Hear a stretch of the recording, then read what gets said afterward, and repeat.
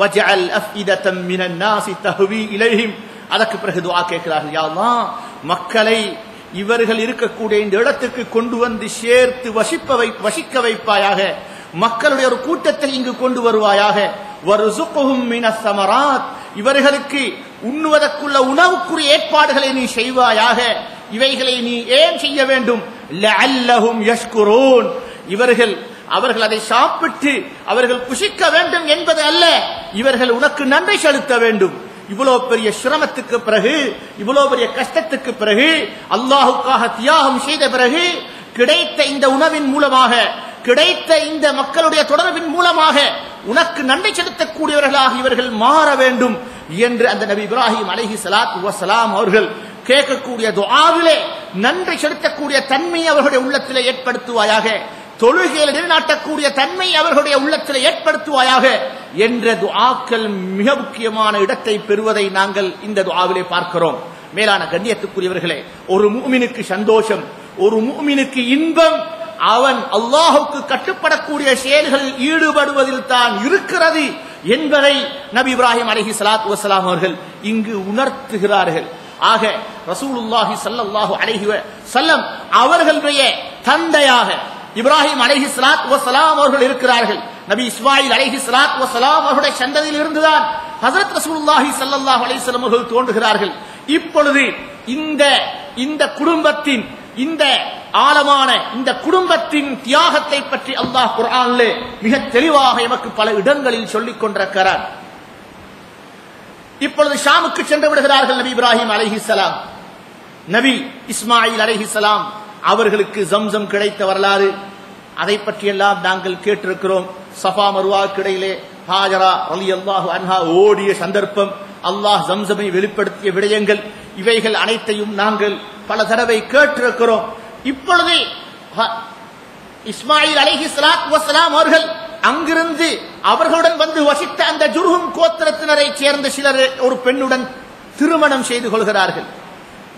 தண்ணீரை கண்டவுடன் யமனிலிருந்து ஷாமுக்கு சென்று கொண்டிருந்த அந்த ஜுர்ஹும் கோத்திரத்தினர் தண்ணீர் இங்கு இருக்கிறது என்று நினைத்து அந்த இடத்தை வந்து பார்க்கிறார்கள்.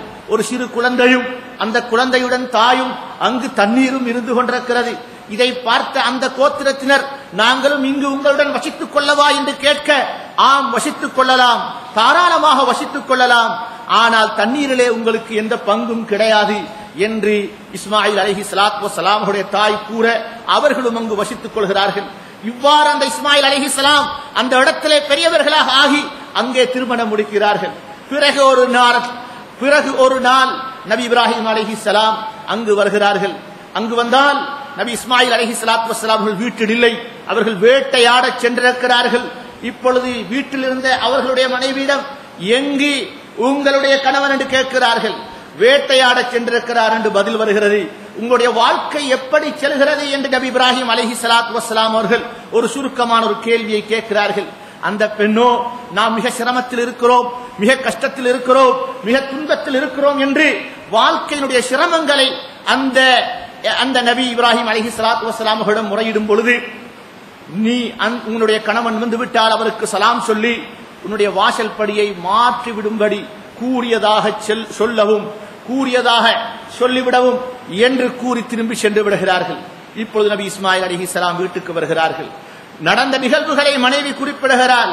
அப்பொழுது நபி இஸ்மாயில் அலைஹிஸ்ஸலாம், வந்தவர் என்னுடைய தந்தை, உன்னுடன் வாழ்வதற்கு நான் தகுதியற்றவன், நீ என்னுடன் வாழ்வதற்கு தகுதியற்றவள், எனவே நீ என்னை விட்டு பிரிந்து செல்வாயாக என்று நபி இஸ்மாயில் அலைஹிஸ்ஸலாத்து வஸ்ஸலாம் அவர்கள் கூறி அந்த பெண்ணை பிரிந்து விடுகிறார்கள். இங்கு மிக முக்கியமான ஒரு பாடத்தை நாங்கள் விளங்கிக் கொள்ளலாம். மேலான கண்ணியத்துக்குரிய நண்பர்களே, சகோதரர்களே, ஒரு வீட்டிலே நாங்கள் எனது குழந்தைகளை வளர்க்கின்ற பொழுது அந்த குழந்தைகளுக்கு கொடுக்க வேண்டிய மிக முக்கியமான பாடம் இருக்கக்கூடிய நிலைமைகளை சமாளிக்க பழகுவது. என்ன நிலை இருக்கிறதோ அந்த நிலையை சமாளிக்க பழகக்கூடிய தன்மை, இது மிக முக்கியமாக எமது குழந்தைகளுக்கு கொடுக்க வேண்டிய பாடமாக இருக்கிறது.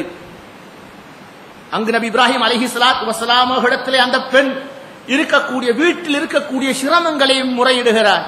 இப்பொழுது நபி இப்ராஹிம் அலைஹிஸ்ஸலாத்து வஸ்ஸலாம் சொல்கிறார்கள், நீ இவர்களுடன் வாழ்வதற்கு தகுதியற்றவள், உனக்கு இவர்களோடு வாழ முடியாது, என்ற கருத்தை நபி இஸ்மாயில் அலைஹிஸ்ஸலாத்து வஸ்ஸலாம் அவர்களுக்கு உணர்த்தக்கூடிய விதத்திலே அந்த வாசல் படியை மாற்றி விடுமாறு கூறிவிட்டு செல்கிறார். மேலான கண்ணியத்துக்குரிய அன்பர்களே, சகோதரர்களே, வீடுகளிலே குடும்பங்களில் ஏற்படக்கூடிய மிகப்பெரிய பிரச்சனைகளுக்குள்ள அடிப்படை காரணமாக நாங்கள் பார்க்கலாம். குழந்தைகளை வளர்க்கின்ற பொழுது அவர்களுடைய ஆசைகள் அனைத்தையும் ஏதோ அன்புக்காக நாங்கள் பூர்த்தி செய்து கொண்டே செல்கிறோம். கேட்டதையெல்லாம் வாங்கி கொடுக்க, கேட்டதையெல்லாம் செய்து கொடுக்க, இவ்வாறு அவர்களுடைய நிலை சென்று சென்று அவர்கள் எங்கோ திருமணம் முடித்து கொடுக்கப்படக்கூடிய நேரத்திலே அவர்களுக்கு அந்த நிலை கிடைக்காத பொழுது வாழ்க்கையில் சிரமத்தையும் கஷ்டத்தையும் அனுபவிக்கிறார்கள். அந்த சிரமத்தையும் கஷ்டத்தையும் அனுபவிக்கக்கூடிய அந்த மனோபக்குவம் அவர்களுக்கு கொடுக்கப்படாததன் காரணமாக அவருடைய வாழ்க்கை கசந்து போகிறது. அவருடைய வாழ்க்கையிலே நிம்மதியற்ற நிலை உருவாகிறது. அதன் காரணமாக பிரச்சனைகளும் பிரிவுகளும் ஏற்படக்கூடிய நிலைமைகளை நாங்கள் பார்க்கலாம். குழந்தைகளுக்கு நாங்கள் விசேஷமாக பெண் குழந்தைகளுக்கு கொடுக்க வேண்டிய தர்பியத்திலே மிக முக்கியமான தர்பியத் இருக்கக்கூடிய நிலையை சமாளித்து பழகக்கூடிய ஒரு பக்குவமான நிலையை உருவாக்க வேண்டிய பொறுப்பு எமது பெற்றோருக்கு இருக்கிறது என்பதை நாங்கள் யாரும் மறந்துவிடக் கூடாது. நபி இஸ்மாயில் அலைஹிஸ்ஸலாத்து வஸ்ஸலாம் அவர்களுடைய இந்த சம்பவத்திலே நபி இப்ராஹிம் அலைஹிஸ்ஸலாத்து வஸ்ஸலாம் அவர்கள் உணர்த்திய பாடம் இது. அதற்கு பிறகு இன்னும் ஒரு திருமணம் முடிக்கிறார்கள். அதற்கு பிறகு நபி இப்ராஹிம் அலைஹிஸ்ஸலாம் அவர்கள் அங்கு வந்த பொழுது சலாம் சொல்கிறார்கள். அப்பொழுதும் நபி இஸ்மாயில் அலைஹிஸ்ஸலாத்து வஸ்ஸலாம் அவர்கள் அங்கு இல்லை. எவ்வாறு உங்களுடைய வாழ்க்கை சென்று கொண்டிருக்கிறது என்று கேட்க, மிக நல்ல முறையிலே எமது வாழ்க்கை சென்று கொண்டிருக்கிறது, எமக்கு தண்ணீர் இருக்கிறது, புசிப்பதற்கு மாமிசம் இருக்கிறது என்று அந்த பெண் சொல்கிறார். அப்பொழுது நபி இப்ராஹிம் அலைஹிஸ்ஸலாத்து வஸ்ஸலாம் அவர்கள் உங்களுடைய இறைச்சியில் அல்லாஹ் பரக்கத் செய்வானாக, உங்களுடைய தண்ணீரில் அல்லாஹ் பரக்கத் செய்வானாக என்று துஆ கேட்கிறார்கள். துஆ கேட்டுவிட்டு இந்த வாசல் படி அப்படியே வைத்துக் கொள்ளும்படி உமது கணவன் வந்தால் சொல்லிவிடுங்கள் என்று கூறிவிட்டு செல்கிறார்கள். மேலான கண்ணியத்துக்குரியவர்களே, இருக்கக்கூடிய நிலையை கொண்டு பொருந்திக் கொள்ளக்கூடிய மனைவிதான் உலகத்திலே ஒரு மனிதனுக்கு கிடைக்கக்கூடிய மிகப்பெரிய ஒரு சந்தோஷம், மிகப்பெரிய இன்பம் என்பதை இந்த சம்பவம் எமக்கு உணர்த்துகிறது. இவ்வாறு இப்ராஹிம் அலைஹிஸ்ஸலாத்து வஸ்ஸலாம் அவர்கள் மூன்றாவது தடவை மக்காவுக்கு வருகிறார்கள். வந்தா இஸ்மாயில் அலைஹிஸ்ஸலாத்து வஸ்ஸலாம் அவர்கள் வீட்டில் இருக்கிறார்கள். வாருங்கள், இப்பொழுது எங்களுக்கு அல்லாஹ்வுடைய ஒரு கட்டளை, அந்த கட்டளையை நாங்கள் நிறைவேற்ற வேண்டும், அல்லாஹ்வுடைய கஅபாவை, அல்லாஹ்வுடைய மாளிகையை கட்ட வேண்டும் என்று கஅபாவை கட்டுவதற்கு ஆரம்பிக்கிறார்கள். அல்லாஹ் அதை குர்ஆனில் வைத் யர்ஃபஉ இப்ராஹீமுல் கவாயித மினல் பைத் வைத் யர்ஃபஉ இப்ராஹீமுல் கவாயித மினல் பைத் வ இஸ்மாயில் ரப்பனா தகப்பல் மின்னா இன்னக அன்தஸ் ஸமீஉல் அலீம் என்று தொடர்ச்சியான சில ஆயத்துகளிலே அந்த சம்பவத்தை பற்றி குறிப்பிடுகிறார். நபி இப்ராஹிம் அலைஹிஸ்ஸலாத்து வஸ்ஸலாம் அவர்களும் நபி இஸ்மாயில் அலைஹிஸ்ஸலாத்து வஸ்ஸலாம் அவர்களும் அந்த கஅபாவை கட்டிக் கொண்டிருக்கிறார்கள். அந்த கட்டக்கூடிய அந்த நிகழ்வை பற்றி குர்ஆன் சொல்லும் பொழுது எவ்வாறான வார்த்தை பிரயோகத்தை பயன்படுத்துகிறது என்பதை கவனியுங்கள். வைத் யர்ஃபஉ இப்ராஹீமுல் கவாயித மினல் பைத், பைத்துல்லாஹுடைய அந்த அடிச்சுவற்றை நபி இப்ராஹிம் அலைஹிஸ்ஸலாத்து வஸ்ஸலாம் அவர்கள் எழுப்பிக் கொண்டிருந்த நேரத்தை நீங்கள் சிந்தித்து பாருங்கள். வ இஸ்மாயில், அவர்களுடன் இஸ்மாயில் அலைஹிஸ்ஸலாத்து வஸ்ஸலாம் அவர்களும் இருந்தார்கள். இரண்டு பேரும் சேர்ந்துதான் கட்டினார்கள். ஆனால் இங்கு ஒருவர் தந்தை, மற்றவர் மகன். எனவே அங்கே அந்த வயதுக்குரிய கண்ணியம் கொடுக்கப்பட வேண்டும் என்ற அந்த யதார்த்தத்தை இந்த குர்ஆனுடைய ஆயத், இந்த குர்ஆனுடைய வசனம் எனக்கு சொல்லித் தருகிறது. நபி இப்ராஹிம் அலைஹிஸ்ஸலாத்து வஸ்ஸலாம் அவர்கள் கட்டினார்கள். அவர்களுடன் நபி இஸ்மாயில் அலைஹிஸ்ஸலாத்து வஸ்ஸலாம் அவர்களும் இருந்தார்கள். அவர்களும் சேர்ந்து செயல்பட்டார்கள். இவ்வாறு சொல்லி இருந்தாலும் பிரச்சனை கிடையாது.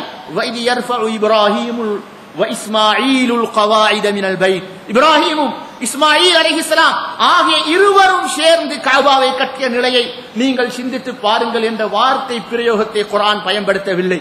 எனவே மூத்தவர்களும் இளையவர்களும் சேர்ந்த ஒரு விடயத்தை செய்யக்கூடிய நேரத்திலே அவர்களுக்குரிய வயதுக்குரிய கண்ணியத்தை கொடுத்து அந்த விடயத்தை அவர்களின் பக்கம் தொடர்படுத்தி நான் அவர்களுக்கு உதவியாக இருந்தேன் என்று சிறுவர்கள் சொல்ல வேண்டும் என்ற அந்த யதார்த்தம் தான் இங்கு உணர்த்தப்படுகிறது. இதே நிலையை நாங்கள் ஹதீதுகளிலும் பார்க்கலாம். ஹஜ்ரத் ரசூலுல்லாஹி ஸல்லல்லாஹு அலைஹி வஸல்லம் அவருடைய காலத்தில் நிகழ்ந்த ஒரு நிகழ்வை பற்றி சய்யிதுனா உமர் ரலியல்லாஹு அன்ஹு அவர்கள் சொல்கின்ற பொழுது, ரசூலுல்லாஹி ஸல்லல்லாஹு அலைஹி வஸல்லம் அவர்கள் அபூ பக்கர் ரலியல்லாஹு அன்ஹு அவர்களுடன் மஷூரா செய்து கொண்டிருந்தார்கள். நானும் அவர்களுடன் உட்கார்ந்து இருந்தேன். நானும் அவர்களுடன் உட்கார்ந்து இருந்தேன் என்று உமர் ரலியல்லாஹு அன்ஹு கூறுகிறார்கள். மேலானவர்களே, நபி ஸல்லல்லாஹு அலைஹி வஸல்லம் அவர்களும் அபூபக்கர் ரலியல்லாஹு அன்ஹு அவர்களும் நானும் உட்கார்ந்து மஷூரா செய்து கொண்டிருந்தோம் என்றால் பிழை இல்லை, சரிதான். என்றாலும் உமர் ரலியல்லாஹு அன்ஹு அவர்கள் அபூபக்கர் ரலியல்லாஹு அன்ஹு என்னை விட மூத்தவர், என்னை விட முக்கியமானவர், என்னை விட இஸ்லாத்திலே முந்தியவர், எனவே அவருக்குரிய கண்ணியம் கொடுக்கப்பட வேண்டும் என்ற அந்த யதார்த்தத்தை அங்கு வெளிப்படுத்துகிறார்கள். எனவே குர்ஆனுடைய இந்த வசனத்தின் மூலமாகவும் இந்த ஹதீஸ்கள் மூலமாகவும் ஒருவருக்கு அல்லாஹ் அவருடைய வயதிலே மூத்த ஒரு நிலையை கொடுத்திருந்தார் என்றால் அதனை கண்ணியப்படுத்துவது மிக முக்கியமான ஒரு பகுதி. இதைத்தான் ஹைபருடைய சம்பவத்திலும் நாங்கள் பார்க்கிறோம். ஹைபருடைய சம்பவத்திலே ஒரு சஹாபி, இரு சஹாபாக்கள் செல்கிறார்கள். அங்கு ஒருவர் கொலை செய்யப்படுகிறார். அதனை பற்றி மற்ற சஹாபி வந்து நபியிடத்திலே முறையிட வரும் பொழுது அவருடன் சேர்ந்து அந்த கொலை செய்யப்பட்டவருடைய தம்பியும் சேர்ந்து வந்து பேசுகிறார்கள். அப்பொழுது ரசூலுல்லாஹி ஸல்லல்லாஹு அலைஹி சொன்னார்கள், உங்களிலே வயதில் மூத்தவர் பேசட்டும், உங்களில் வயதிலே மூத்தவர் பேசட்டும் என்று வயது மூத்தவருக்கு அன்கபிரில் குபர் என்றார்கள் ஸல்லல்லாஹு அலைஹி வஸல்லம். எனவே மூத்தவர்களுக்கு மரியாதை கொடுக்கப்பட வேண்டும் என்பதை இந்த ஆயத்தின் மூலமாக, இந்த ஹதீஸ்கள் மூலமாக நாங்கள் விளங்கிக் கொள்ளலாம். இதே போல மேலான கண்ணியத்துக்குரிய நண்பர்களே, சகோதரர்களே, அந்த கஅபா கட்டப்படுகிறது. கஅபா கட்டி முடிக்கப்படுகிறது. அல்லாஹ்விடத்திலே துஆ கேட்கிறார்கள். அந்த துஆவில் என்ன கேட்கிறார்கள்? யா அல்லாஹ், இதுவரைக்கும் நான் உமக்கு கட்டுப்பட்டு நடந்தோம், இதற்கு பிறகும் உமக்கு கட்டுப்பட்டு நடக்கக்கூடிய நிலையை எமக்கு ஏற்படுத்துவாயாக. ரப்பனா வஜஅல்னா முஸ்லிமைனி லக, ரப்பனா வஜஅல்னா முஸ்லிமைனி லக வமின் ذُرِّيَّتِنَا உம்மத்தன் முஸ்லிமத்தன் லக். யா அல்லாஹ், எங்கள் இருவரையும் உன்னுடைய கட்டளைகளுக்கு அடிபணியக்கூடியவர்களாக இதற்கு பிறகும் ஆக்குவாயாக. அதே போல எங்களுடைய சந்ததிகளையும் உமக்கு கட்டுப்படக்கூடியவர்களாக நீ ஆக்குவாயாக என்று அந்த கஅபாவை கட்டி துஆ கேட்கிறார். கஅபாவை கட்டி முடிப்பது மாத்திரமல்ல அவர்களுடைய பொறுப்பாக இருந்தது. அடுத்த பொறுப்பை அல்லாஹ் கொடுக்கிறான். வஅஸின் ஃபின்னாஸி பில் ஹஜ், வஅஸின் ஃபின்னாஸி பில் ஹஜ். நபியே இப்ராஹீமே, நீங்கள் இப்பொழுது மக்களை கொண்டு வாருங்கள். கஅபாவை கட்டி முடித்து விட்டீர்கள், இப்பொழுது மக்களை கூட்டிக் கொண்டு அழைத்துக் கொண்டு அங்கு கொண்டு வரக்கூடிய பொறுப்பும் உங்களுடைய பொறுப்பு. அதனையும் நீங்கள் செய்ய வேண்டும். மஸ்ஜிதை அமைப்பது மாத்திரமல்ல எங்களுடைய பொறுப்பு, மஸ்ஜிதுக்கு மக்களை சேர்ப்பது, மஸ்ஜிதுடன் மக்களை இணைப்பது, அதற்கான முயற்சிகளை செய்வது, இதுவும் மிக முக்கியமான பொறுப்புகளில் ஒன்று என்பதை நபி இப்ராஹிம் அலைஹிஸ்ஸலாத்து வஸ்ஸலாம் அவர்களை கொண்டு கஅபாவை கட்ட வைத்து பிறகு அந்த கஅபாவிலே மக்களை சேர்ப்பதற்குரிய பொறுப்பையும் அல்லாஹ் கொடுத்து சொல்லி காட்டுகிறார். வஅஸின் ஃபின்னாஸி பில் ஹஜ், மக்களுக்கு நீங்கள் ஹஜ்ஜுக்காக அழைப்பு விடுங்கள், அவர்களை கூப்பிடுங்கள், அவர்களை கொண்டு வந்து சேருங்கள். அது மாத்திரமல்ல, மூன்றாவது பொறுப்பையும் அல்லாஹ் கொடுக்கிறான். அன்தஹிரா பைத்திய லித்தாயிஃபீன வல் ஆகிஃபீன வர்ருக்கஇஸ் சுஜூத். நபியே, நீங்க கட்டி முடிக்கிறது மாத்திரமல்ல உங்களோட வேலை, அழைக்கிறது மாத்திரமல்ல உங்களோட வேலை. இப்ப 2 பேரும் சேர்ந்து வரக்கூடியவர்களுக்கு, அங்கு தொழக்கூடியவர்களுக்கு, அங்கு தவாப் செய்யக்கூடியவர்களுக்காக வேண்டி இந்த மஸ்ஜிதை நீங்கள் சுத்தமாக வைத்துங்கள், மஸ்ஜிதை சுத்தப்படுத்துங்கள், மஸ்ஜிதை புனிதமாக்குங்கள், மஸ்ஜிதில் இருக்கக்கூடிய தேவைகளை நீங்கள் பூர்த்தியாக்குங்கள். யாருக்கு கொடுக்கப்படக்கூடிய பொறுப்பு? நபி இப்ராஹிம் அலைஹிஸ்ஸலாம், நபி இஸ்மாயில் அலைஹிஸ்ஸலாத்து வஸ்ஸலாம் அவர்களுக்கு கொடுக்கப்படக்கூடிய பொறுப்பு மஸ்ஜிதை சுத்தப்படுத்தக்கூடிய பொறுப்பு. அன்தஹிரா பைத்திய, அன்தஹிரா பைத்திய, என்னுடைய இந்த வீட்டை நீங்கள் சுத்தமாக்குங்கள், நீங்கள் சுத்தப்படுத்துங்கள். இது மிக முக்கியமான ஒரு விடயத்தை எமக்கு உணர்த்துகிறது. அல்லாஹ்வுடைய மாளிகையை பரிசுத்தமாக வைத்திருப்பது, சுத்தமாக வைத்திருப்பது ஒவ்வொருவருக்குரிய பொறுப்பாக இருக்கிறது. ஏதோ நாங்கள் ஒருவரை மஸ்ஜிதிலே ஹிதுமத்துக்காக அமர்த்தி இருக்கிறோம், அவர்தான் அதனை செய்ய வேண்டும், அவருக்கு தான் அந்த பொறுப்பு இருக்கிறது, நான் எதற்காக அந்த பொறுப்பை நிறைவேற்ற வேண்டும், எனக்கு என்ன தேவை இருக்கிறது என்று நாம் யாரும் நினைத்து விட முடியாது. நபி இப்ராஹிம் அலைஹிஸ்ஸலாம் நபிமார்களுக்கெல்லாம் தந்தை, நபிமார்கள் அதிகமானவர்களுக்கு தந்தையாக கருதப்படக்கூடிய நபி இப்ராஹிம் அலைஹிஸ்ஸலாத்து வஸ்ஸலாம் அவர்கள் மூலமாக வாங்கப்பட்ட ஒரு முக்கியமான ஒரு பொறுப்பு தான் மஸ்ஜிதை கவனித்துக் கொள்ளக்கூடிய பொறுப்பு. அதனாலதான் எங்களுடைய ஃபிக்ஹுடைய கிதாபுகளில் வருகிறது, இமாமத்தும் அதான் சொல்வது, இந்த இரண்டில் எது சிறந்தது இரண்டையும் தேர்ந்தெடுக்க வேண்டிய ஒரு நிலை வந்தால் எதை தேர்ந்தெடுக்க வேண்டும் என்ற